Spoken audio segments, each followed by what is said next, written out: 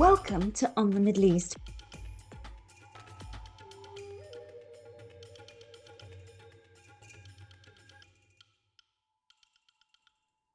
Hi, and welcome to On the Middle East.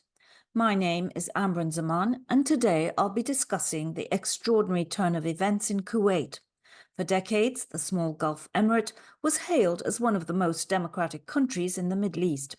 That image was shattered last week when the country's Emir, Mishal al-Sabah, suspended the parliament together with several articles of the constitution, declaring that he would not allow democracy to destroy his country.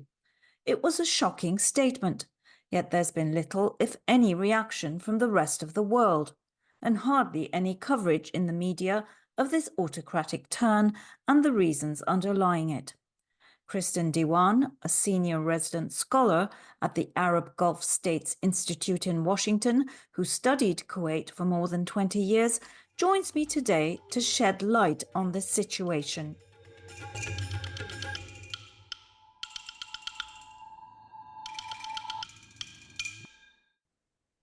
So welcome to our program, Kristin. It's great to have you with us here today. Thank you. I'm delighted to be with you. So we're relying on you to explain to us what's just happened in Kuwait. It didn't sort of come out of the blue, did it? Because already in April, you had new elections after the Emir decided that he wasn't terribly happy with the speech that was made in the parliament. So can you kind of sort of run us through the background that led to this rather dramatic development in Kuwait? Yes, of course. And I think you're exactly right that this is something that has been speculated about, this whole idea of the Emir changing something fundamental in the political system, even perhaps doing what he ultimately did do, which is to suspend the parliament and actually to suspend even parts of the constitution. This has been part of the conversation definitely since Amir Mishal came to power.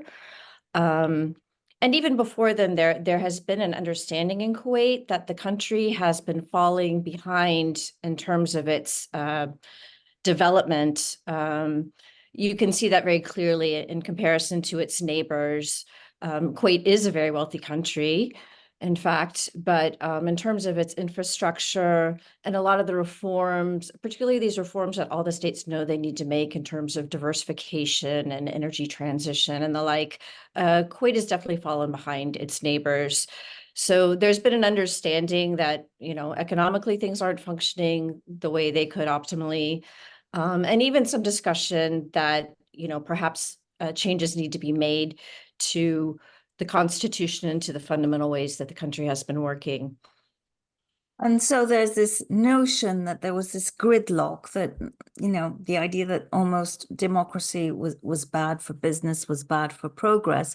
And that certainly almost seems to be the tone of the Emir's recent speeches. Now, to what extent do you feel that that critique of the way the parliamentary system in Kuwait functioned is fair? Mm-hmm. Well, I mean, it is the case that in Kuwait, the system is very different from the other Gulf states. It really does have a quite powerful parliament. I mean, this isn't just a parliament for show. The parliament has the ability to have some significant oversight over the government.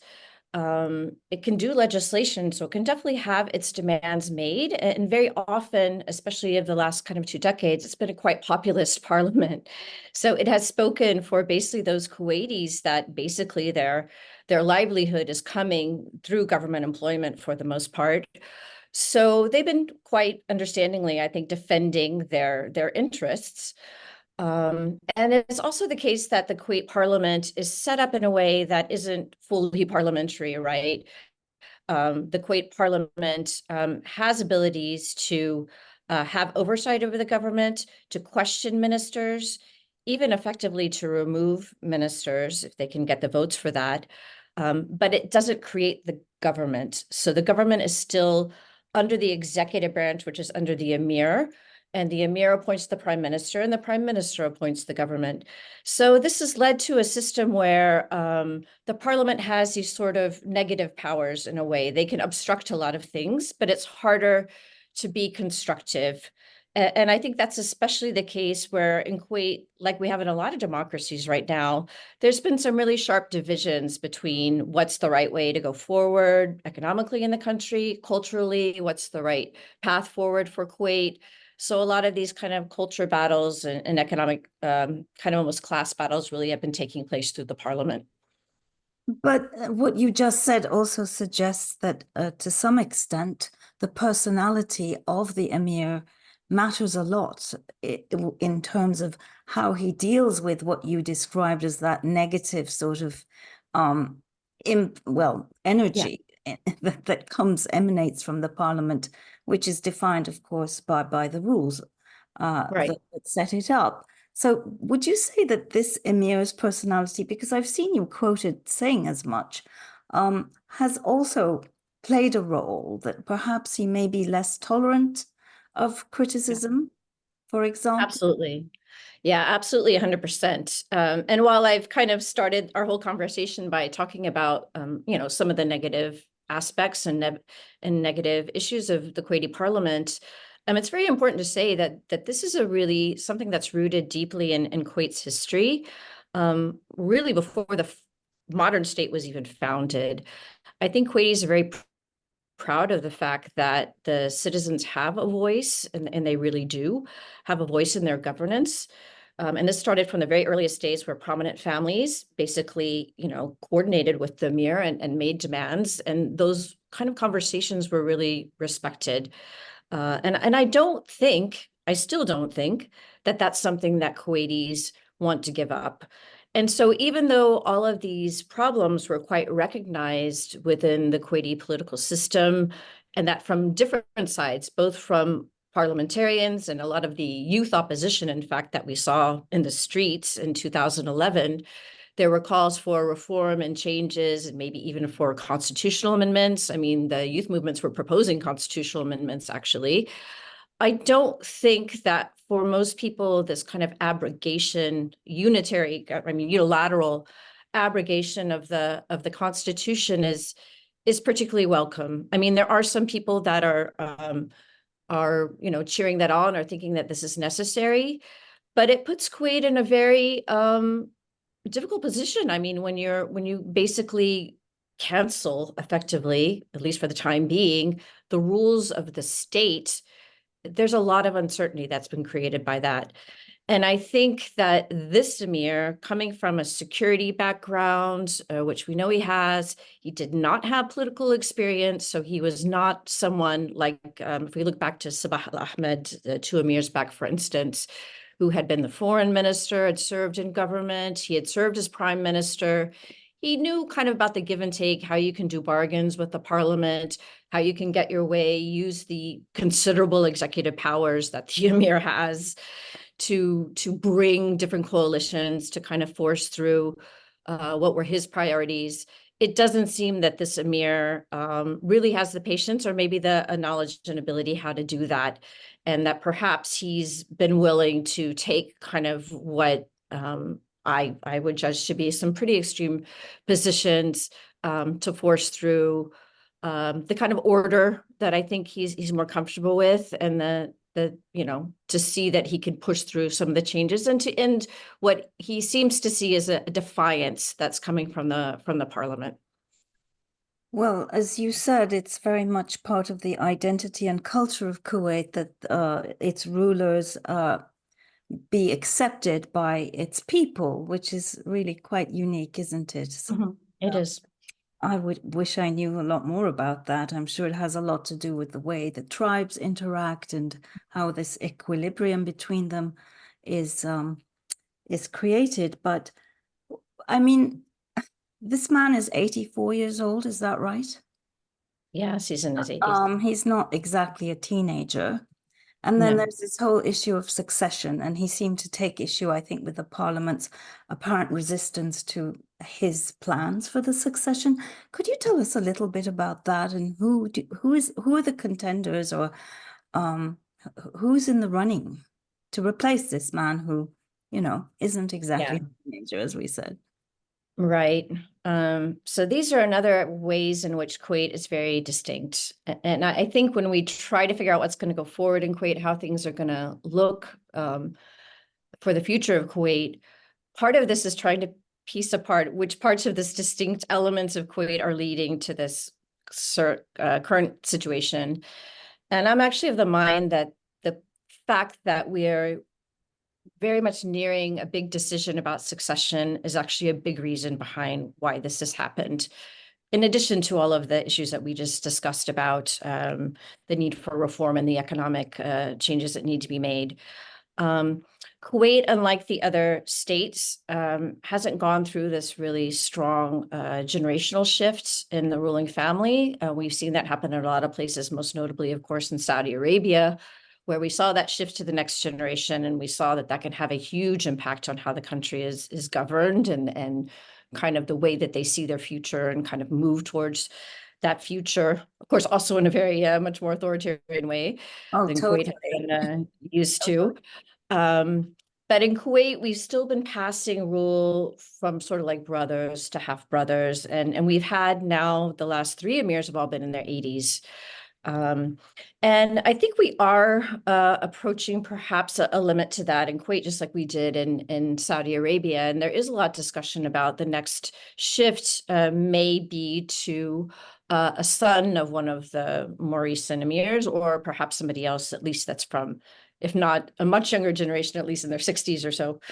So, and I think anytime you're making that kind of shift, you're sort of inevitably prioritizing one descendancy, one line within the ruling family, and other parts of the ruling family can be eliminated. We saw that in Saudi Arabia, for instance, where there's been a very strong centralization as King Salman is now passing power to his son, Mohammed bin Salman. So I think that is causing and has caused, quite honestly, for the last couple of decades, a lot of unrest within the ruling family. It's not really clear where that next step should take. And the other thing that's distinct about Kuwait is that ruling family politics, and this is really distinct in Kuwait, is actually connected to the politics in the parliament, because the parliament has the ability through the constitution to basically approve the appointment of the crown prince, which is where really the next succession takes place when you appoint a crown prince. Basically, they can. I mean, usually what's happened is there's definitely a respect of the ruling family. And so whoever the ruling family should choose is usually approved by the parliament. This isn't something that's like happens normally. But it is the case that it has to be approved. Basically, they have to approve. And it's even in the Constitution, if they should refuse somebody, there's a next step that can be taken. But that's never happened, right? No. No, there was a point basically where we had one Amir who was not well. Everyone knew he wasn't well. And so there was a real need to not allow kind of that transition to take place. This was Sheikh Saad Abdullah. And so the ruling family dithered a bit again about how to sort of remove him, because he was already crown prince, so he was sort of elevated. And they dithered about how to remove him. The parliament actually was sort of intervening. So it shows that there is like that ability. The parliament can step in if they see that there's problems going on. But usually there's a deference to the ruling family to make that decision. But it means that there is this link between the parliament and the ruling family. And I think part of what has been happening is that rival members of the ruling family can build coalitions of parliamentarians, and they can pressure the Emir and the executive government through these coalitions. So it's another element of the ruling family rivalry actually happens through the parliament. And so when the Emir says that he's very upset with this defiance in the formation of the government, because we know, for instance, he had appointed his prime minister. He actually had a couple of people who refused that position, which is also interesting. These are even ruling family members that decided we don't want to take this position right now. But once he had his prime minister, he was having trouble assembling a government that could get the approval of the parliament. Because again, the parliament can call on ministers and say, we don't approve of this minister, and they can make it difficult for him. The same thing with his potentially appointment of a crown prince. If you had a big enough coalition, I think it's unlikely, but you could get a blocking kind of coalition. So that means that the ruling family is basically, he's not only mad about the parliament, but potentially, and this is hard to know because these things aren't very transparent, upset about the ruling family contentions that are happening and being instrumentalized through the parliament. Right, right. That's what I was going to ask you. So basically denying those factions the ability to use the parliament to block whoever he has in his mind. But this, given the history of the place, the fact that generation after generation, for them, this was the norm. How is this guy going to get away with it? And so far, what's been the reaction? I mean, it's kind of deafening, the silence, even in the media. There's just been so little. And so I guess, first of all, yeah, what's happened since? And why should the world be paying attention? Yeah. This is really striking to me. And honestly, I find it a bit unnerving because those of us who are close to Kuwait and the analysts who watch Kuwait, it is something that's always been very distinct about Kuwait. They love politics. They have this whole cultural institutions, social institutions of, for instance, the Diwania, which are attached. They're like gathering places attached to family homes. So they have an element of like protection to them where people gather like nightly, different groups, and have conversations about public life and politics. It is a male institution for sure. There's been women that have tried to create Diwaniyas, their own Diwaniyas. And of course, there are women, not a lot, but there have been women that have on their own been elected into the parliament. And I have to say, these women are really tough because they're not like getting a boost up or anything. These are women that really fought and won their spots in parliament. But it is still quite a male-dominated discussion, I would say. But what's really striking right now is since the Amir made this statement, really silence. I mean, none of the former parliamentarians who have now like lost their positions, almost none of them have made any statements whatsoever. Social media is really quiet. The only thing we see are the voices of support for the Emir, and they're put in a very distinct way of like, we listen, we've heard you, and we obey what the Emir is saying. There are some people that are kind of celebrating this, and they see this as a way to move forward in Kuwait. But I have to say, this is really not the traditional way of Kuwaiti doing things at all. The lack of any sort of contestation or debate is really, really striking. I mean, I followed Kuwait really closely through 2011, 2012. There were times when the previous emirs have changed the electoral system, have taken changes through the courts that they've done. There's always very open contestation about those things. This is the first time in my over 20 years of looking at Kuwait where I really see things very quiet. And I think that speaks to the seriousness of the situation and the real uncertainty. I don't think people fully know what's happening. It's not clear to me from the outside, and to be fair, I'm from the outside looking, that there's a very strong coalition that's backing and in support of this Amir. I mean, both within the ruling family and kind of social coalitions. I mean, there's some people that are definitely more supportive of this, but it doesn't feel like a real organized, that there was a conversation, this is the way we want to move forward. It's like this has just been dropped. And people are quite uncertain about what the new rules of the game or what's really going to happen.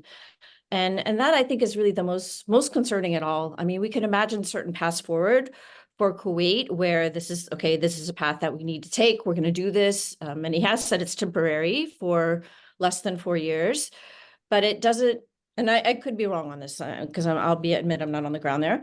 But at least from the hints that I'm getting and talking to people, it doesn't really feel that this has been a very organized, structured, planned ahead with a coalition kind of understanding step that's being taken. So I think that's, it's of concern. And so why should the rest of the world care? And how do you assess the reaction that's come out of, well, the United States and from Kuwait's own neighbors regionally? Yeah. It's also quite striking that, unless I'm missing it, and I haven't checked today, to be honest, there's been very little comment about this. I think Mohammed bin Zayed, of course, the head of the UAE government, I think, had a phone call with the Emir in which he said, we support, as the UAE supports any steps that Kuwait, its neighbor, is taking on behalf of its own stability, which kind of echoed the language of the Emir. But I have not seen any other statements from any other Gulf states. And again, that's usually, when Gulf states, fellow monarchs kind of take steps that are difficult political steps, they often get backing from all the other states. It's, again, I find it's a bit unusual that no one's saying anything.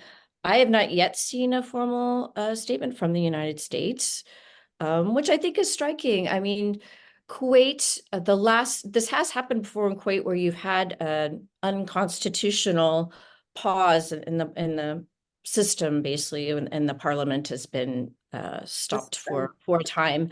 The Yeah. last time that happened was in the mid-'80s.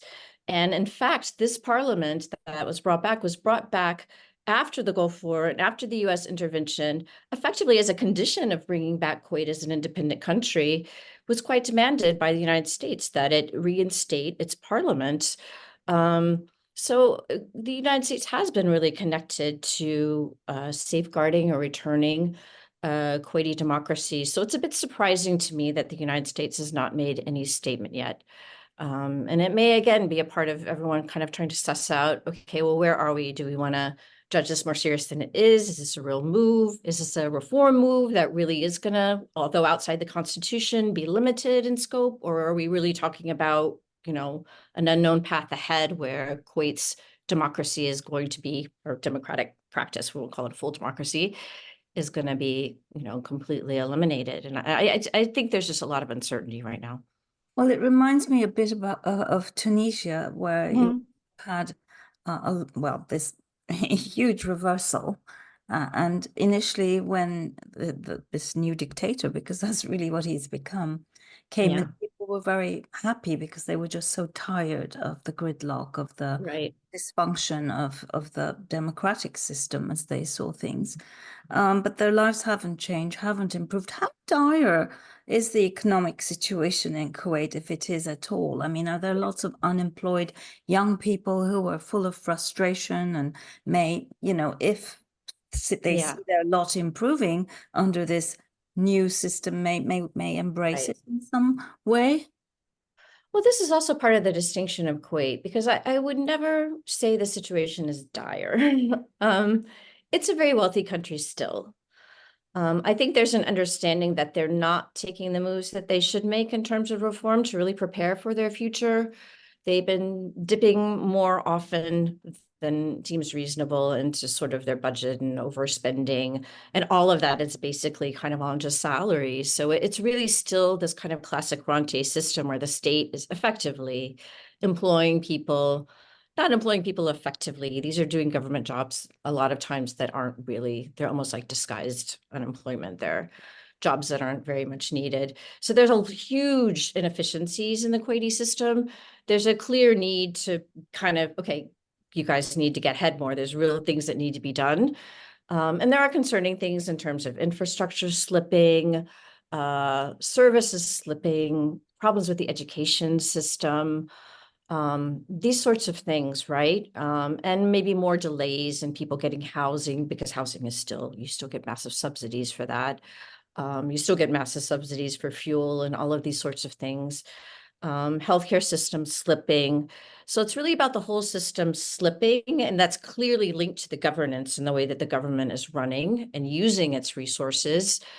But and still the country's wealthy, right? So we're not talking about poverty unless we're dealing with like issues of like the Badoon, which is another question, which is also a huge problem in Kuwait of certain percentage of the Kuwaiti population that doesn't even have citizenship. So they're basically kind of excluded from the system.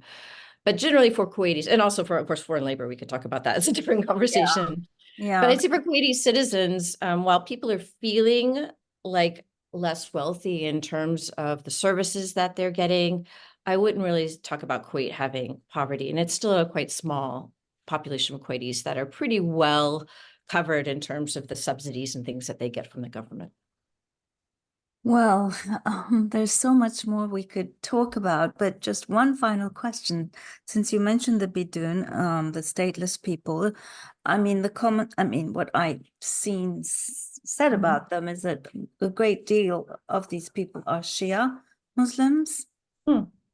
I don't know if that's an accurate depiction, but setting aside uh, whether it is accurate Mhm. or not, can we talk a little bit about Iran and the Shia population Hmm. of Kuwait? And do you feel that in some way Iran could exploit this situation? Hmm. Well, that's an interesting question. This is another way in which Kuwait is distinct. I'd say it's hard to say the numbers, but probably about a third almost of Kuwait's population is Shia. And unlike some situations like we have in Bahrain, where much of this population feel a bit excluded from governance, the Shia in Kuwait have been really part of sort of the ruling and commercial elite for quite a long time. Not the ruling family elite, but wealthy merchant families, and really part of the center of Kuwait power, well represented in parliament. So that's also something distinct about Kuwait. The Shia population is really not excluded, although we can, talk about it still a Sunni monarchy in some degrees, and we've had a lot of problem, especially during the 2011, 2012 period with when we have like ISIS and extreme groups like Al Qaeda, then things can get quite tense and anxious in Kuwait. But I think on the whole, Kuwait's done a good job of trying to balance those things. And in fact, Kuwait has always tried to act as a balancing geopolitical force, not to go towards extremes, because they know that they have to balance internally these interests. There have been issues of kind of pre-planted weapons, potential malign actors. Just recently, there were some that there's suspicion that they may be linked to Hezbollah type forces or Iran. So it's not out of the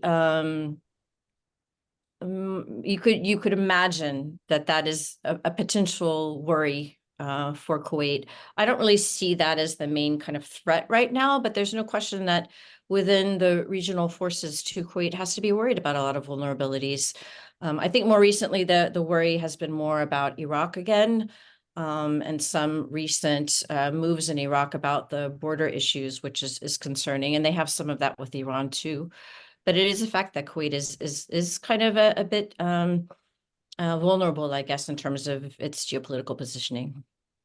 Well, thank you so much for joining us and informing us about this very, well, hopeful country. I mean, everything you described really sets it apart from the rest of the Middle East, I'd say almost. Um, and let's hope that things, turn around and they get back on their democratic path. I hope to have you again and to tell us more about Kuwait, because the more I hear about it, the more I want to learn. Thank you so much. Okay, thank you so much, Amber, and it's nice to join you. Well, that's it from us today. I hope you learned as much as I did from Kristin, and I really do want to delve deeper into the history of Kuwait and how it ended up being so democratic, even before it became independent from the British in 1961. Stay tuned for that conversation that I promise to deliver when things are a bit calmer in the Middle East. Thank you and goodbye.